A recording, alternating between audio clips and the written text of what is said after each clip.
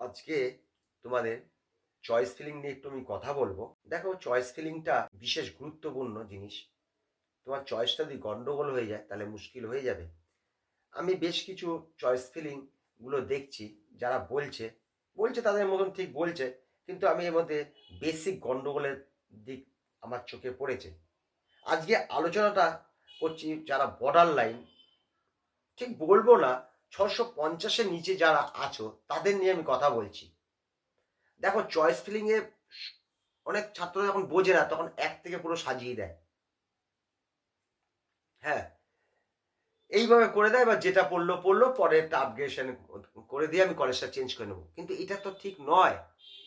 তুমি একটা medical college দিলে দুইটা, 10-এ হয়তো তুমি সাগর দত্ত রেখেছো বা নর্থ বেঙ্গল রেখেছো, তুমি তো ওগুলো পাবে না। তুমি ভালোভাবে জানো তুমি 600 নিচে নম্বর বা 650 নম্বর, এদের নিয়েই আলোচনা।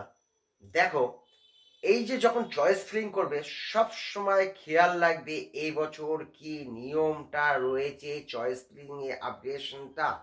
এইটা কিন্তু কেউ খেয়াল করছে না। এমন একটা ছাত্র আমার চোখে পড়েনি নিয়মটাকে কেউ ফলো করছে না। প্রথম রাউন্ডে যদি একটা আমার বাজে, তোমার কাছে বাজে যদি হয় সেই কলেজটা, তাহলে দ্বিতীয় রাউন্ডে আমি আমার চয়েসে যাব কি করে?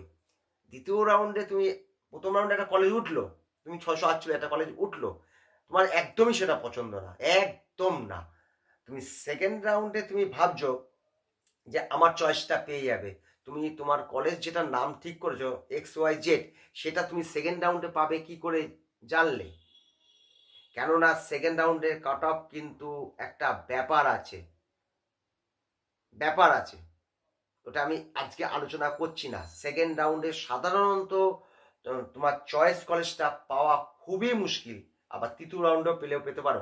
ওই কলেজে তোমার যে কলেজটা তোমার সেকেন্ড রাউন্ডে তুমি চাচ্ছ, সেই কলেজে যে 85টা সিটের মধ্যে দেখালো দুটো সিট খালি আছে, একটা SC একটা ST, বা ইউআর একটা একটা হয়তো EWS, তুমি হয়তো OBCD, যে নম্বরটা আছে ইউআর এর সিটটা খেতে পারবে না, তখন তোমার ওই রাউন্ডটাও নষ্ট হয়ে যাবে।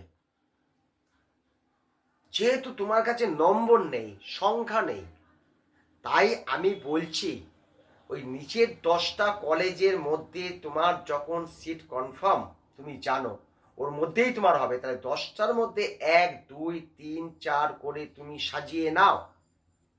এইবার আসো, এইটা একটা দিক পাঠ রাখো। এইবার আসো তার উপর থেকে 6টা, মানে 11 নম্বর, তার মানে তুমি ধরো, ওই ধরো তুমি উপর থেকে ধরলে 11 12 13 14 15 16, এই 6টা 7টা যে কলেজ আছে এখানে আবার 1 2 করে সাজাও। আর উপরেরটা তুমি যা ইচ্ছা করো, কারণ তুমি জানো ভালোভাবে পাবো না, ওই 670-এর কলেজ পাবে না, 648 50 52 নিয়ে পাবে না। তাহলে এইভাবে তুমি সাজাতে পারো। এবার এর মধ্যে নিয়মটাকে বলছি কেন, নিয়মটা তুমি যদি না মাথায় রাখো, যদি সিট, যদি সেকেন্ড রাউন্ডে ওই কলেজ যদি ওই সিটটা খালি না থাকে, তাহলে কিন্তু তোমার সেকেন্ড রাউন্ডটাও গেল। সেকেন্ড রাউন্ডে তোমার যদি কোনো কলেজ ওঠে, তাহলে তোমার নতুন কলেজটা তুমি পাবে। আর পুরোনো যে ফার্স্ট রাউন্ডে যে কলেজটা, ওটা কিন্তু অটোমেটিক কেটে বেরিয়ে যাবে। দেখানো সেকেন্ড রাউন্ডে যে কলেজটা উঠলো তোমার সে আরোই পছন্দ না।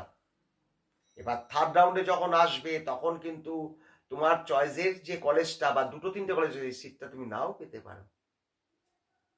নিয়মটাকে খেয়াল করো, নিয়মটা যেহেতু তোমার কাছে নম্বরটা কম, নিয়মটাকে ফলো করো। এবার কিন্তু মাঝের কলেজের মধ্যে একটা ভালো কট অফ বাড়তে পারে। কি ইন্ডিকেট আমি বুঝাতে চেষ্টা করছি, তুমি ঠিক বুঝতে পেরেছো? আর উপরের দিকে হয়তো একটু কাট অফ কমতেও পারে, কারণ ওটা কি এখন জলের মতন হয়ে গেল, অত 4 5 কম গেল, পেটের দিকে মানে এই 11 থেকে ওগুলোর জায়গাটা অনেকটা বেড়ে যেতে পারে। আর নিচের দিকেও একটু মানুষের এবার চয়েস আছে। তাই জন্য নিজে ফার্স্ট রাউন্ডে একদম পছন্দ কলেজটা তোমার নিয়ে নাও। এবার সেকেন্ড রাউন্ডে তুমি তার থেকে বেটার পাও কেন চেষ্টা করো, মানে হাতে একদম নিয়ে বসে থাকো। ফার্স্ট রাউন্ডেই তোমার কলেজটা কিন্তু নিয়ে নিতে হবে, তোমার মনের মতন চয়েস করা। সেকেন্ড রাউন্ডে যেও না, কেন আমার অনেকগুলো পয়েন্ট বলতে হবে দেখে তোমাকে আমি এটা শর্টে বুঝিয়ে দিলাম। এবার দ্বিতীয়, তোমার বাবা মাকেও জিনিসটার মধ্যে থাকতে বলবে, কেন তারাও এই 5.5 বছর তোমার কলেজে যাওয়া আসা করবে, তাদেরও একটা মতামত নেবে। মা আমি এরকম করে সাজাচ্ছি, আমার তো নম্বর বেশি নেই, 647, এর মধ্যেই আমাকে নিতে হবে। এইবার এইটা ব্যাপার আছে। এবার দেখো, বাড়ি থেকে কলেজের দূরত্ব যত পারো কম নেবে। এইবার যেগুলো পুরনো কলেজ হয়ে যায় অনেক পুরো, তার জিনিসপত্র মেশিনারি অনেকগুলো পাওয়ার থাকে।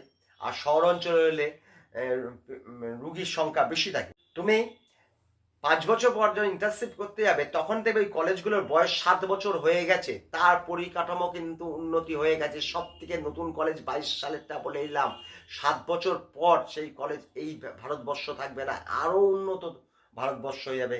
এর থেকে তো ডেভেলপ তো করবেই কম বেশি। আর 19 সালের কলেজগুলো তো তখনও তার মোটামুটি প্রায় 10 বছর তার বয়স হয়ে যাবে। এইবার দেখো, এই যে 10-এর মধ্যে কি করে চয়েস করবে, দেখবে 19 সালে যেসব কলেজগুলো আছে তারা দিনের পর দিন, বেশ 2-3টে কলেজে দিনের পর দিন তারা র্যাঙ্কিংয়ে নিচে চলে আসছে, বা ছাত্ররা পছন্দ করছে না। এটাও তুমি লক্ষ্য রাখবে, কেন তোমার চয়েসটাই 10টার মধ্যেই রয়েছে, তোমার নম্বরের সঙ্গে হয়ে যাবে। কেন নামছেন, নিশ্চয়ই কোনো অসুবিধা আছে। কিন্তু 19 সালে যেসব কলেজগুলো হয়েছে, ঝাড়গ্রাম বাদ দিয়ে বাকি 4টে কলেজগুলো সব উপরের দিকে উঠে আসছে। এই জিনিসটা খেয়াল করবে, এই জিনিসটা তোমরা খেয়াল করবে কেন উঠে আসছে। যদি তোমার বাড়ির সামনে হয় সেগুলো তুমি লক্ষ্য রাখবে, সেগুলো তুমি লক্ষ্য রাখবে। আর পড়াশোনা, আমি খুব বাংলা ভাষায় বলছি। দেখো, এই প্রফেসরগুলো যারা পড়ায় তারা এখানে বেশ কয়েকদিন পড়ায়, 6 মাস পর ট্রান্সফার হয়ে যায়, আবার অন্য জায়গায় চলে যায়, অন্য কলেজে পাঠায়। এইভাবেই কিন্তু পড়াশোনার কিন্তু সব জায়গায় এক। শহর অঞ্চলে হবে সমস্ত সুযোগ সুবিধা, শহর অঞ্চলে মানে আসা যাওয়ার সুবিধাটা মানুষ বলছে। পেশেন্টটা একটু বেশি হয়, হ্যাঁ হবে। সেগুলো ধরো, আমার তো 650, আমি তো আর এসএসকেএম পাবো না, সিএন পাবো না, তাহলে আমার ওগুলো চিন্তা করে তো লাভ হবে না। আমার মধ্যে আমি সন্তুষ্ট থাকি এবং ফার্স্ট রাউন্ডে সিট কিন্তু কনফার্ম করবেই করবেই করবেই। তোমার সব থেকে যেটা পছন্দ ওই তোমার নম্বরের মধ্যে, কেন অল ইন্ডিয়াটা জিনিসটা দেখেছো, গতবারও যা ফার্স্ট রাউন্ডে কাট অফ গেছে, এবারও সেই কাট অফ গেছে 207 all India, 207 all India cut off বেড়েছে মাত্র। কিন্তু 322টা সিটের জন্য 600 বাড়ার কথা, মানে সকলে ভর্তি হওয়ার জন্য মরিয়া চেষ্টা করছে। ওইখান থেকে তুমি বুঝতে পারছো, তুমি সেকেন্ড রাউন্ডে যখন তুমি আপগ্রেশন করে যখন যাবে, দেখবে তোমার পছন্দ কলেজ নেই, একটা অন্য মানে কলেজ পেচ্ছ যেটা মন থেকে তোমার পছন্দ না, তখন তুমি কিন্তু মানসিক দিক দিয়ে পিছিয়ে পড়বে। এই ছোটোখাটোগুলো তোমাকে জিনিসগুলো বললাম। পারলে পরের একটা ভিডিও যখন, যাদের 650 থেকে 715-20 অবধি আছে তাদের নিয়ে বলবো।